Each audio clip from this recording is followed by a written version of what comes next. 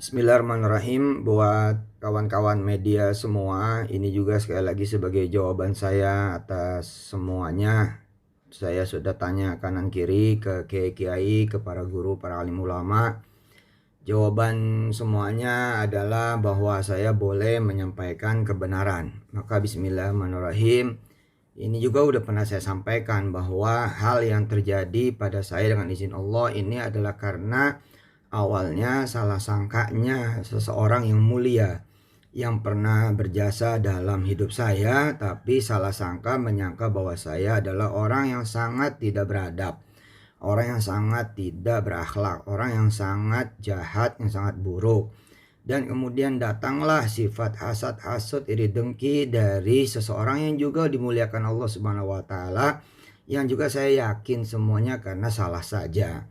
Dan ini adalah perbuatan setan yang sama-sama kita harus berlindung kepada Allah Subhanahu wa taala supaya tidak saling menghujat, tidak saling mengorek kejahatan, tidak saling mengorek keburukan, kesalahan yang pastinya ada.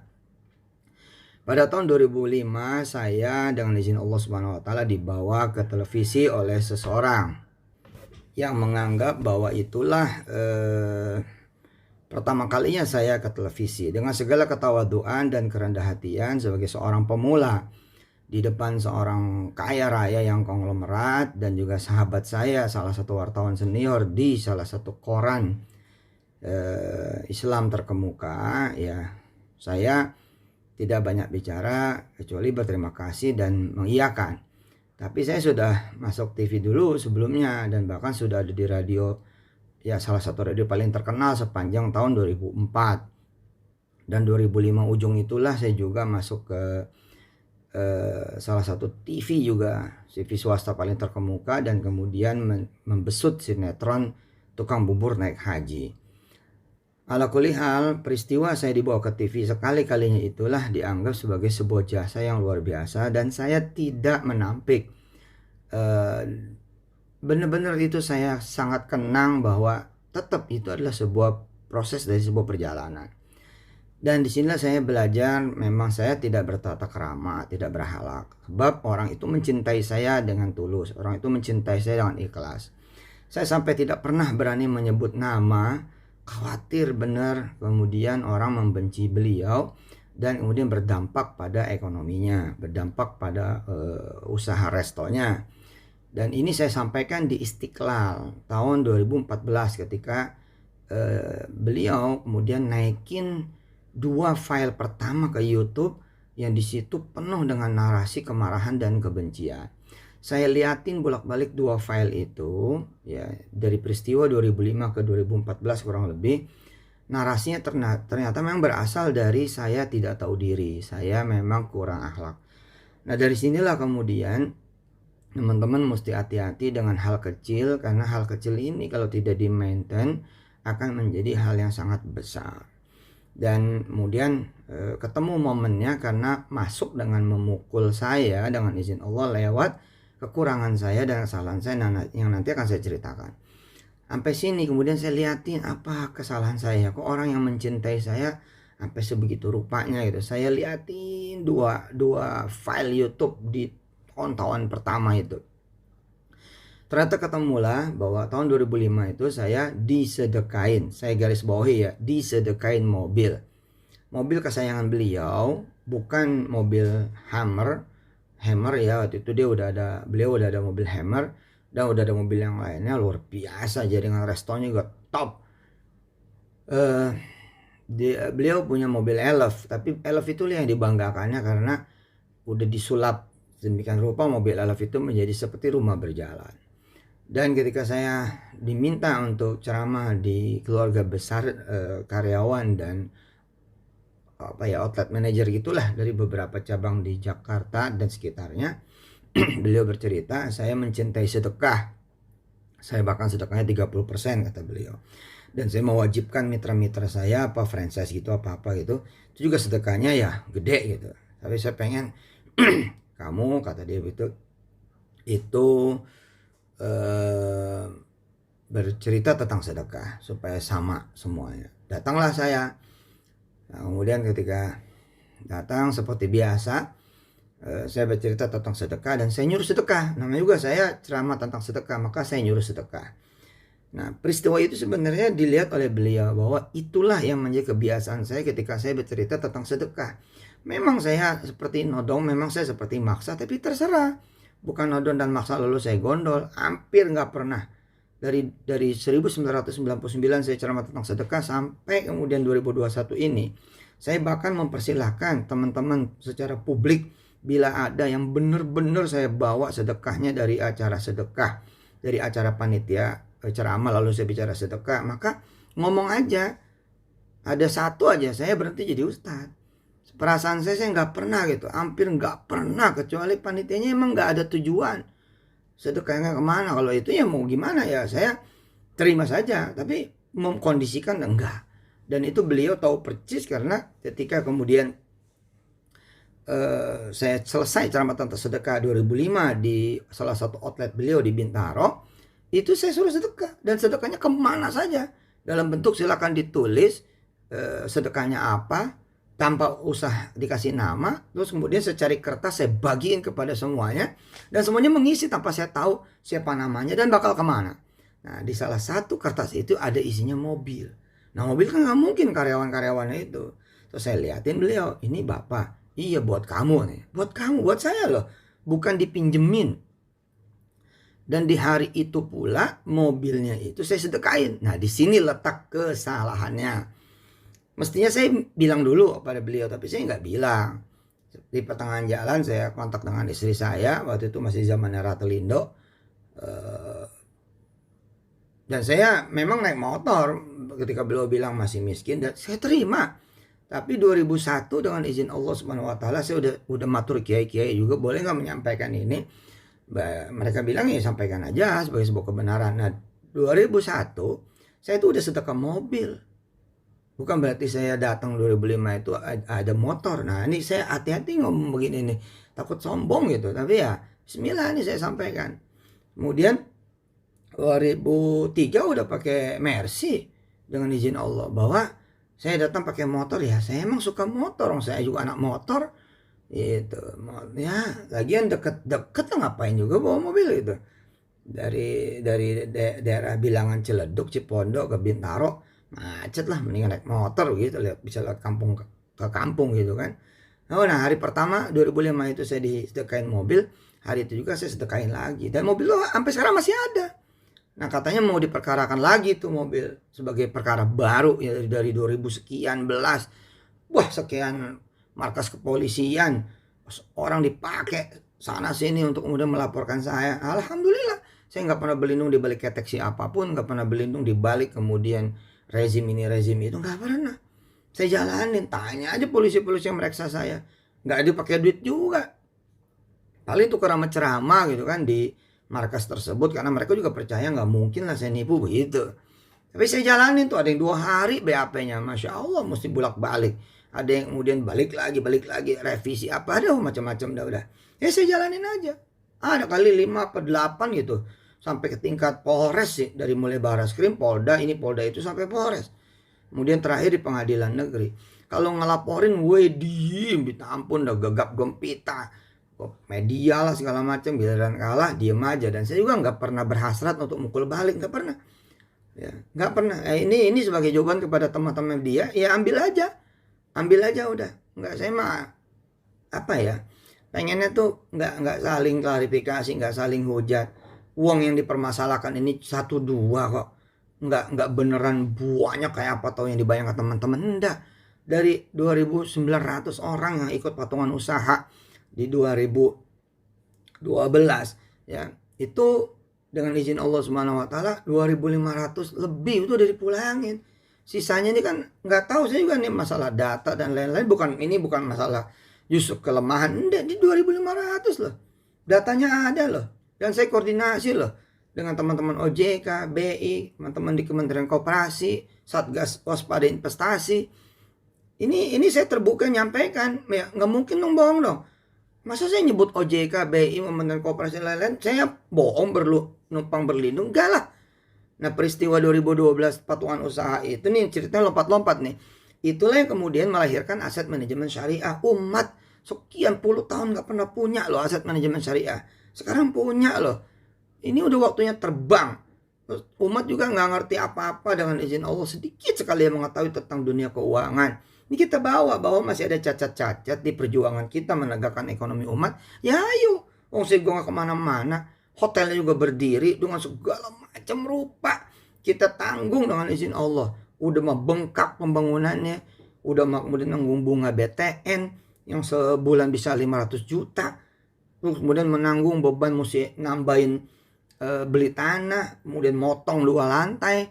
Kalau nggak ada diskresi dan segala macam, wah nggak kepake tuh hotel. Ya namanya juga anak muda zaman itu, banyak kekurangan, banyak kelemahan. Tapi kan itu yang dibimbing oleh OJK, oleh teman-teman BI, sehingga lahirlah Imani Syariah, Imani dan Imani Syariah, kemudian lahir Petren Asset Management dan lain sebagainya. Semua belum berakhir, semua masih perjalanan, belum berakhir, dan saya masih berdiri. Nah, ketika saya melihat ini dipulangin adalah sebagai solusinya, ya saya pulangin. Rentang dari 2012 sampai 2021 saya dengan kawan-kawan dengan izin Allah memulangkan loh 2.500 lebih loh. Masa nggak jadi sebuah pembuktian bahwa ada yang belum dipulangin. Nah ini yang kelihatannya dirawat, jadi kayak nggak kepengen dipulangin, nggak boleh dipulangin. Ada yang minta ganti 1,8 miliar dari investasi 10 juta. Yang terakhir nih gugat lagi ke pengadilan negeri. Satu orang 2,5 juta apa 5 juta gitu, minta gantinya sampai 80 jutaan sekian sampai 100 juta. Ada tuh istilah kerahiman. Kalau kerahiman sih saya pasti ngasih tuh dengan istilah, saya lebihin terus tuh. Nggak pernah juga pas-pasan. Bisa 10% saya lebihinnya. Ya namanya gua duit orang ya, tapi kan udah balik aja udah alhamdulillah, nggak ada delusi loh, dan nggak kabur loh, proyeknya juga ada loh, dan berhasil kita melahirkan banyak regulasi secara visi misi keumatan mah nggak ada cacatnya. Ini mah ada memang orang yang dendam sama saya, salah sangka sama saya dengan izin Allah, itu yang kemudian nyari kesalahan ini. Ya kalau dicari mah siapa juga hari ini yang kagak ada kesalahan, saya ngakuin itu. Tapi 2.500 lah, datanya ada loh dengan izin Allah. Nah itu begitu mau dipulangin minta 1,8, minta sekian. Ya kalau saya ikutin nanti gimana dengan yang lain? Nggak adil dong saya, dan jadi masalah kan begitu. Nah hotelnya sendiri juga biar adil kita wakafin kok. Kita jadiin kemudian itu pesantren, udah berdiri kapan tahu. Enggak, anak saya juga sekolah di situ ya bayar, sekolah di Darul Quran bayar. Ya, oke, kembali lagi ke persoalan awal ya. Ini udah pernah saya sampaikan loh sebenarnya, cuman nggak rame kan kalau kebenaran mah. Tapi kalau begitu mah pasti rame. Izin Allah Subhanahu Wa Taala, mudah-mudahan ini tidak mengurangi pahala dan kebaikan dari siapapun ya, dari beliau, dari saya, dari siapa aja yang terlibat, kan semua maksudnya baik. Ya, saya dibilang nggak pernah mau ketemu gimana, orang sudah minta maaf, tapi nggak dianggap permohonan maaf saya, rupanya begitu. Kemarin laporan polisi minta dicabut, saya cabut. Tapi begitu saya cabut, narasinya begitu lagi. Padahal udah ada surat permohonan dan permintaan maaf yang ada di Bareskrim, surat itu. Gak pernah tuh saya publish kemana-mana tuh. Gak pernah beneran. Malah ceritanya, wah ya udahlah, emang mau begitu. Nah teman-teman media, ini sebagai jawaban juga ya. Silakan, saya agak kurang berkenan ya press conference untuk urusan beginian. Udah ambil aja dari Instagram saya dan Facebook saya. Nah, ketika saya disedekain mobil dan saya sedekain lagi, di situ persoalannya. Pertama, saya menganggap ya udah disedekain kan, ya udahlah bukan urusan saya juga gitu. Nah, ketika perpanjangan STNK, nah di situ saya salah, pakai sopir saya. Mestinya kan yang ngomong saya lah, ke beliau yang ngasih, masa sopir saya. Nah, saya enggak dong tuh. Disitulah kurang adab gitu. Nah, saya nggak nyangka ya peristiwa ini kemudian jadi kemana-mana. Nah lumayan bertahun-tahun tuh yang minta sopir saya, minta sopir saya. Saya alhamdulillah tuh 2005 udah pakai Alphard itu. Alphard masih 8 biji kali 2006 tuh. Alhamdulillah izin Allah Subhanahu Wa Taala. Subhanallah dah. Rezeki mah bukan main dah, karena sedekah itu luar biasa. Saya begini dianggapnya juga saya pantas aja kaya dari jual agama. Ya ampun, anak-anak saya aja di Darul Quran bayar. Berasa gak sih? di Darul Quran loh, bayar. Allahu Akbar. Hah? Belum lama saya lupa belum bayar. Yang kita ditagih itu yang si Kun apa si Hafiz? Kun, Abang Kun belum bayaran ya? Iya. Terus?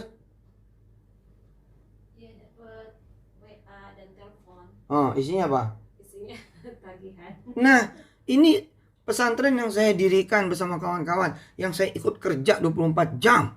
Tidur aja rapat tuh. Tidur ngipnya rapat lah. Anak saya sekolah di situ, lupa bayar, ditagih. Bagaimana saya mau nipu? Ampun ya Allah, ya Karim, ya Dzal Jalali wal Ikram. Dan ini kemana-mana nih. Bahkan nggak sedikit di antara yang melaporkan itu ada wali santri juga. Unbelievable ya. Aduh, ini kalau bukan karena hasad-hasad iri dengki ini nggak bakal begini. Nah, tambah parahnya lagi, mobil itu kemudian beliau lihat. Kan di situ ada branding restonya beliau di mobil itu. Saya luput lagi tuh, karena mobil itu saya sedekahin. Saya juga nggak ngerti juga. Nah, tahun 2007 saya bikin film. Nah, Kun Fayakun. Nah, teman-teman yang ada di balik film itu juga ada di ring satu saya. Salah satu yang kemudian memang saya sedekahin kan ke abahnya yang kiai. Nah, sama teman-teman begitu saya pulang dari haji, dijemput sama mobil beliau yang sudah tidak ada restonya beliau itu, branding resto beliau di mobil itu, berganti dengan salah satu brand yang serupa gitu loh, tapi brand merek lain. Nah, saya nggak nyangka juga kalau itu akan jadi masalah, dan memang masalah harusnya. Ya saya yang memang nggak belajar. Nah, saya sering bilang ada kesalahan saya. Ya itu kesalahan saya. Kalau soal tipu menipu mah kagak dah. Terus saya dibilang juga soal batu bara, enggak. Dari dulu saya malah ngalah mulu. Saya ikut ganti, ikut bayar di beberapa orang. Ada satu orang malah 23 miliar itu. Saya nggak tahu tuh dari mana bisa ganti itu. Belum yang lain-lain tuh, yang nyelonong ke rumah saya. Tapi kalau sekarang mah enggak lah, saya bilang. Kalau sekarang ada yang mau mempermasalahkan lagi, saya bilang ke polisi aja sih udah. Buktiin di sono aja udah. Selama ini juga ke polisi melulu, pakai pengacara melulu, ya nggak apa-apa. Nah, jadi kemarahan lah itu dianggapnya saya punya usaha yang serupa dengan usaha beliau, nggak tahu diri, nggak tahu akhlak, nggak tahu adab, kira-kira seperti itu. Nah, gara-gara itulah kemudian terjadi seperti sekarang. Dia modalin betul semua orang untuk kesana kemari tuh, orangnya beliau untuk mencari di mana kesalahan saya. Ya, kepada Allah saya pulangin, terserah. Kemarin juga ada teman-teman media kan yang mau wawancara saya bilang enggak, silakan aja dari belah sono. Dan saya lihat memang udah naik tuh yang dari belah sono. Ya nggak apa-apa, bismillah aja. Dan saya serahkan kepada teman-teman semua, mau narasinya kayak apapun saya serahkan, terserah. Saya pengen bangun rumah tahfiz saya di mana-mana. Sekarang rumah tahfiz sudah 1.400-an yang berbendera Darul Quran dengan izin Allah Subhanahu wa taala. Itu duit donasi udah kayak apa tuh? Udah nggak ngerti lah. Makan minum semua gratis, ya, menggerakkan muhsinin seluruh Indonesia, bahkan mancanegara, orang-orang Islam Indonesia yang ada di luar, dan ribuan yang beririsan. Dan di mana-mana tahfiz sekarang menjadi program yang nomor 1 di sekolah, di madrasah, di tempat kuliah gitu. Alhamdulillah gitu. Nah, di sana saya sebutir beras aja nggak bisnis tuh, pakaian seragam nggak bisnis tuh, apalagi nipu.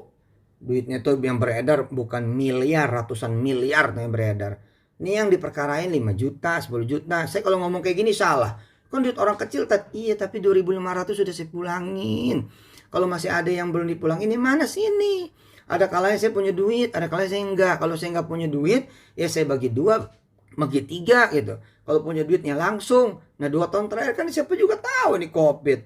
Iya, memang kecil dikit-dikit. Tapi kalau sekali pengajuan 20-30 orang kan ini berasa gitu loh. Yang begini nih saya bagi-bagi gitu. Tapi emang ada yang kayak nggak mau selesai.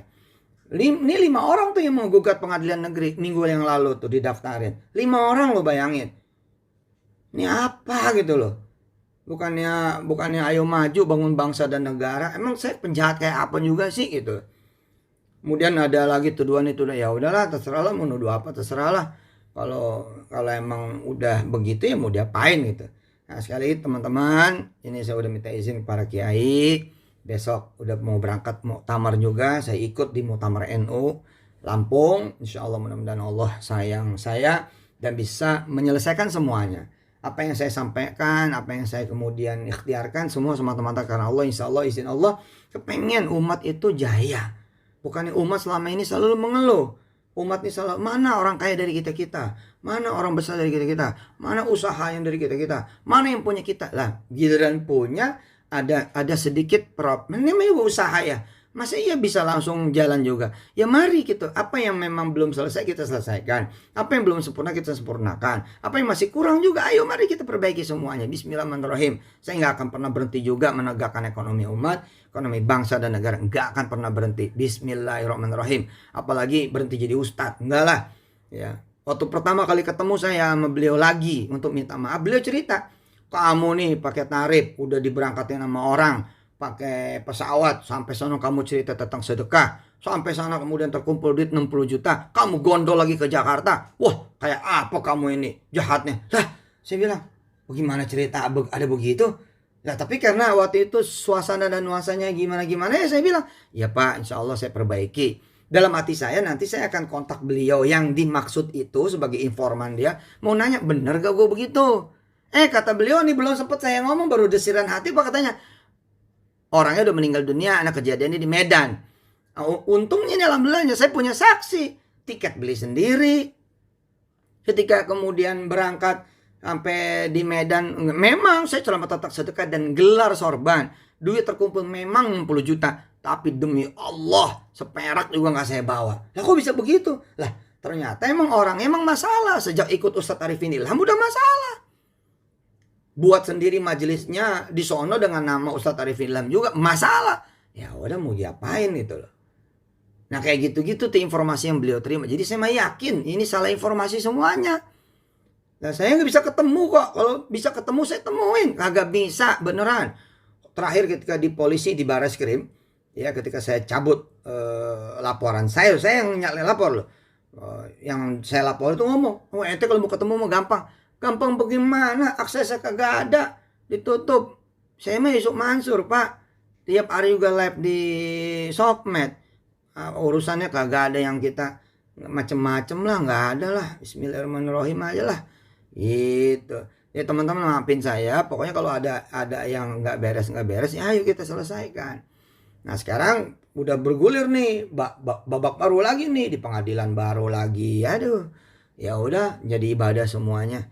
It's only only a piece of cake gitu aja lah. Pokoknya kalau punya masalah ya udah nih bagian dari ya sepotong kue gitu. Bismillahirrahmanirrahim. Saya doain semuanya mudah-mudahan barokah. Niatnya juga kan pada dakwah, pada jihad ya bagus. Mudah-mudahan sama-sama bisa gandengan tangan di kemudian hari dan membangun ekonomi umat, bangsa dan negara. Saya Yusuf Mansur masih sampai sekarang masih penasaran, saya pengen juga dalam tanda petik minta teman-teman publik juga ikutan gitu loh. Siapa yang pernah jadi panitia saya sejak dari 1999 sampai 2021.